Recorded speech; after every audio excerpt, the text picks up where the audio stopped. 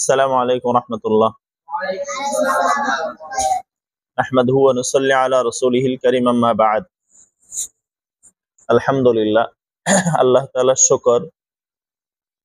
মুহররম মাস চলতেছে, বলো কি মাস? মুহররম মাস।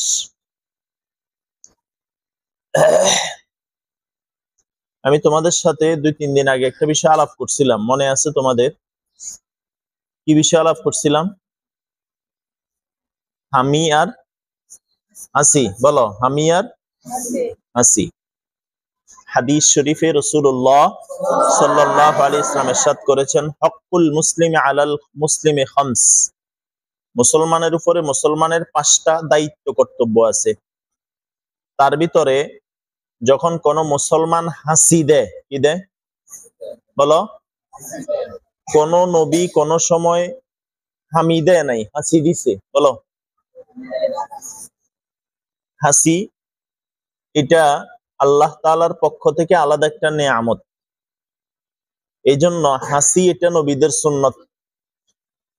হাসি যখন মানুষ দিবে তখন স্বাভাবিক থাকে না অস্বাভাবিক থাকে? হাসি দেওয়ার সময় 2 হাতে মুখের উপর রাখবে, রেখে এরপরে হাসি দিবে, যাতে নাক মুখ থেকে কোনো থুতু বা অন্য কিছু বের না হয়। এবং হাসি দেওয়ার পরে কি বলবে? আলহামদুলিল্লাহ। কিতাবের নাম খুতবাতে জুলফিকার, 32 খণ্ড। তার 1 খণ্ডের ভিতরে আছে আলহামদুলিল্লাহ লিখতে 8টা অক্ষর। গণছে দেখি, আলিফ লাম হা মিম দাল লাম লাম হা, আলহামদুলিল্লাহ। জান্নাতের দরওয়াজা কয়টা বলো? 8টা। যেই ব্যক্তি সব সময় আলহামদুলিল্লাহ পড়বে, আল্লাহ তাআলা তার জন্য জান্নাতের দরওয়াজাগুলো খুলে দিবেন। আলহামদুলিল্লাহ কেন বলতে হবে? হাসি দেওয়ার সময় মানুষ স্বাভাবিক থাকে না, একটু অস্বাভাবিক হয়ে যায়। তো অস্বাভাবিক হওয়ার কারণে আল্লাহ যেন আমাকে অস্বাভাবিক থেকে স্বাভাবিক করে দিলেন, এই জন্য শুকরিয়া স্বরূপ আলহামদুলিল্লাহ। শুকরিয়া স্বরূপ কি? আচ্ছা, সিয়াসিত্তা 6টা বিশুদ্ধ হাদিসের কিতাব। বুখারী শরীফ, মুসলিম শরীফ, আবু দাউদ শরীফ, তিরমিজি শরীফ, নাসাই শরীফ, ইবনে মাজাহ শরীফ। তার ভিতরে একটা কিতাবের নাম হলো আবু দাউদ শরীফ। এই আবু দাউদ শরীফের লেখক ইমাম আবু দাউদ রহমতুল্লাহ আলাই। তিনি একবার নদীর কিনারে বসা ছিলেন। বাসি বুঝতেছো না আমার কথা? কল্লা নিচের দিকে দিয়ে বুঝিও না, আমার দিকে দেখি বুঝো। তুমি দাঁড়াও, দাঁড়াই বুঝো, দাঁড়াও। হ্যাঁ, এবার তোমাকে দেখতে আমার সুবিধা হবে। মাশাআল্লাহ। এক ব্যক্তি নদীর কাছাকাছি কোথাও গিয়া হাসি দিছে, নদীর কিনারে আওয়াজটা আসছে। ইমাম আবু দাউদ রহমতুল্লাহ আলাই আলহামদুলিল্লাহর আওয়াজ শুনে 3 দিরহাম দিয়ে একটা ডিঙ্গি নৌকা, ছোট্ট একটা নৌকা ভাড়া করে সেখানে গেছে, তার হাসির জবাব দিছে ইয়ারহামুকাল্লাহ, এরপরে চলে আসছে।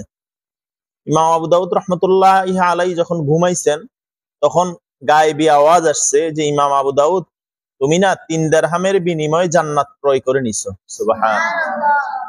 এবার আসো কয়েকটা পরিভাষা শিখো। নবীদের নাম শুনলে কি বলতে হয়? যেমন আদম আলাইহিস সালাম, ইব্রাহিম আলাইহিস সালাম। আর আমাদের নবীর নাম শুনলে সাল্লাল্লাহু আলাইহি। জীবনে কোন মুসলমানের উপরে একবার দুরূদ পড়া ফরজ, বলো।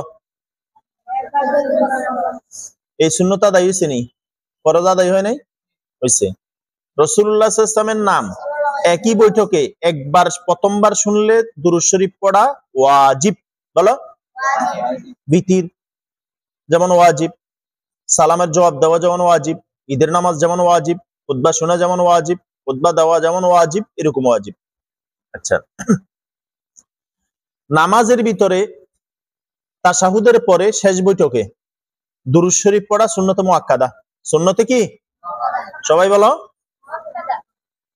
এরপরে রাসূলুল্লাহ সাল্লাল্লাহু আলাইহি ওয়াসাল্লামের নাম একই বৈঠকে বারবার আসলে বারবার দুরূদ শরীফ পড়া মুস্তাহাব। বারবার দুরূদ শরীফ পড়া কি? তাহলে নবীদের বিষয়টা বললাম। এরপরে আসে নবীদের পরে সবচেয়ে দামি মানুষ হলো সাহাবায়ে কেরাম, বলো। আবু বকর রাদিয়াল্লাহু আনহু, ওমর রাদিয়াল্লাহু আনহু, অর্থাৎ সাহাবায়ে কেরামের নাম আসলে বলতে হয় কি রাদিয়াল্লাহু আনহু, অর্থাৎ আল্লাহ তাদের উপরে কি সন্তুষ্ট। এরপরে কোন বড় বুজুর্গদের নাম আসলে যদি ওনারা ইন্তেকাল করেন, মারা গেছেন, যেমন হুসাইন আহমদ মাদানী রহমতুল্লাহ আলাই, আশরাফ আলী থানভী রহমতুল্লাহ আলাই, এরপরে ইমাম আবু হানিফা রহমতুল্লাহ আলাই, ইমাম মুসলিম রহমতুল্লাহ আলাই, ইমাম শাফিঈ রহমতুল্লাহ আলাই, অর্থাৎ কোন বুজুর্গদের নাম আসলে কি করতে হয়, মানে কি আল্লাহ তাদের উপরে রহমত বর্ষণ করুক। যেমন তোমার দাদা নাই, তখন দাদার নাম নেওয়ার শুরুতে মরহুম আব্দুল্লাহ তোমার দাদার নাম, কথার কথা, অথবা দাদার নাম বলার পরে রহমতুল্লাহ আলাই বলা, অর্থাৎ আল্লাহ তার উপরে কি বর্ষণ করুক, রহমত বর্ষণ করুক। কথা কি বুঝাইতে পারলাম আমি? আচ্ছা, তাহলে আবার রিভাইজ দাও। সে নবীদের নাম শুনলে কি সাল্লাল্লাহু, সাহাবায়ে কেরামের নাম শুনলে, কোন বুজুর্গ মারা গেছে তার নাম শুনলে মনে থাকবে। আচ্ছা, এরপর হইলো হামি। হামি হামি বুঝনি? হা করে না, এটা তো বিনা কারণে হয় না, এটা শয়তানের পক্ষতে হয়। বলো, এটা অলসতার কারণে হয়, ঘুমের কারণে হয়, বেশি খাইলে হয়, বুঝে আসছে? অনেক চোখে ঘুম হইলে হয়।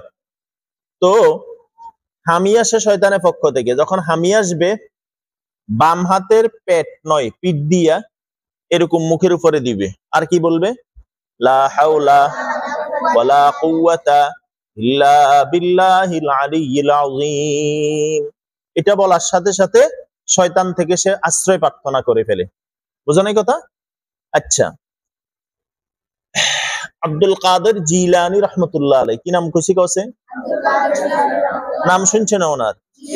অনেকে কি কয়, আব্দুল কাদের জিলানীর নাম শুনলে বলে শরীরের পশম তিনটা পড়ে যায়, এরকম বিভিন্ন কথা আছে, এগুলো শয়তানি। বলো, এগুলো কি অতিভক্তি সূরার লক্ষণ? কও কও কও, বুঝো না? আম্মা জান, আফু জান, আব্বা জান, কথা বুঝো নাই?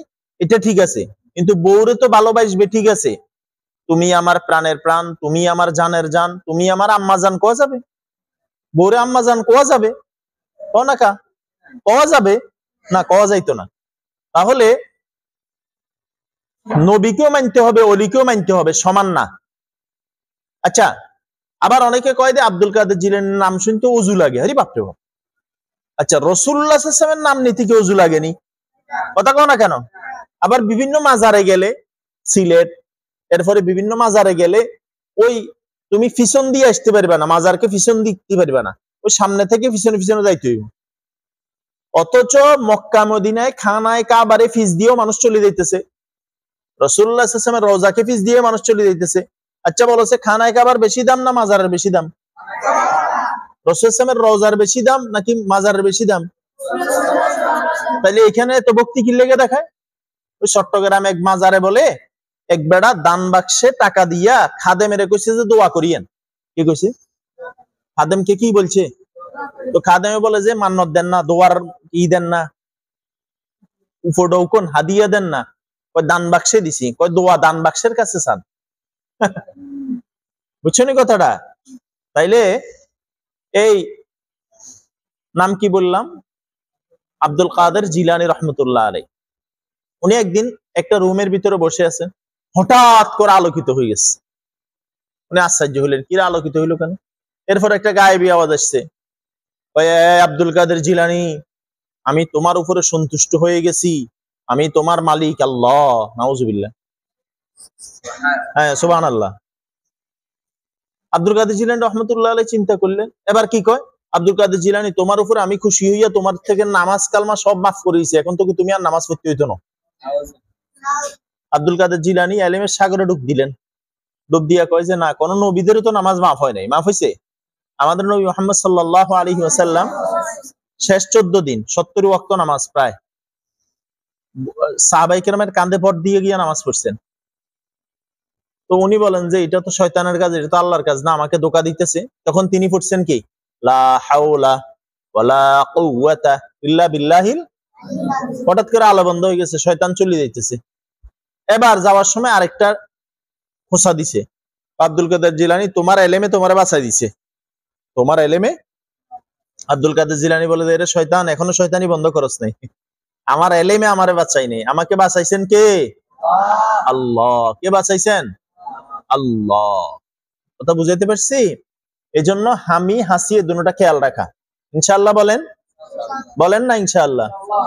আল্লাহ তৌফিক দেন, আল্লাহ আমল করার তৌফিক দেন, বুঝার তৌফিক দেন, মানার তৌফিক দেন, জানার তৌফিক দেন। আসসালামু আলাইকুম রহমতুল্লাহ।